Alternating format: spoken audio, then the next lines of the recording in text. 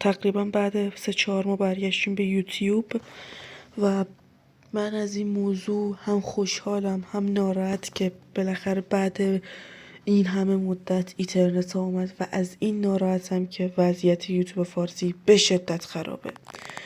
خب این ویدیو خیلی کوتاهه، فقط اومدم یه سری توضیحاتی رو بهتون بدم طبق چیزایی که خودتون توی یوتیوب الان دیدید. خیلی از یوتیوبرها با مشکل مالی برخوردن و یکیش خودم هستم که این مدت که اینترنت قطع شد خیلی رو هممون تاثیر گذاشته. فقط من نیستم، رو هممون تاثیر گذاشته. روی یوتیوبرایی که داشتن تلاش میکردن تا زندگیشون رو بتونن یه جورایی جمع و جور کنن، اونا هم به مشکل خوردن. الان همه به مشکل خوردیم و یکی از دلایلی هستش که همه ما ناراحتیم، چون یوتیوب فارسی از هم پاشید و برای برگردوندن یوتیوب فارسی خیلی طول میکشه تا برگرده به قدیم. و الان وضعیت جوری هستش که خیلی از یوتیوبرها دیگه نمیتونن فعالیت کنن و من خودم میخواستم فعالیت نکنم، میخواستم خداحافظی کنم از یوتیوب برم، ولی هنوز یه امیدی داریم برای اینکه بتونیم این موضوع رو درستش کنیم، یعنی بتونیم دوباره از اول شروع کنیم همه چی رو. الان وضعیت جوریه که حتی ویدیو بذاریم بازم هیچی مثل قدیم نمیشه.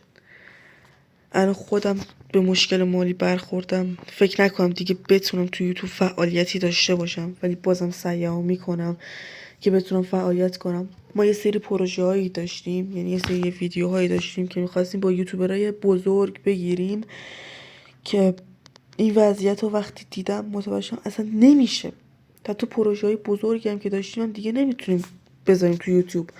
من خودم پیش از 40 تا شورت ویدیو آماده کردم که فکر نکنم اونا رو بتونم بذارم با این وضعیت و فعلا باید صبر کنیم که این موضوع درست بشه و اگه این موضوع اوکی نشه فکر نکنم دیگه اصلا بشه تو یوتیوب فعالیت کرد.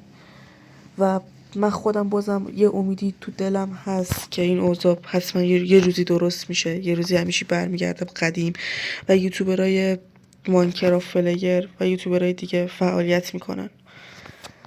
الان خودم بر این بین دو راهی موندم که از یوتیوب خداحافظی کنم یا بمونم تحمل کنم و واقعا نمیدونم چی بگم. این مدت خیلی اتفاق افتاد. حتما توی کامنت های این ویدیو بگید که این مدتی که اینترنت قطع بود شما چی کار کردید، چه اتفاقایی براتون افتاده و همین دیگه. تا یه ویدیوی دیگه، خدا نگهدار.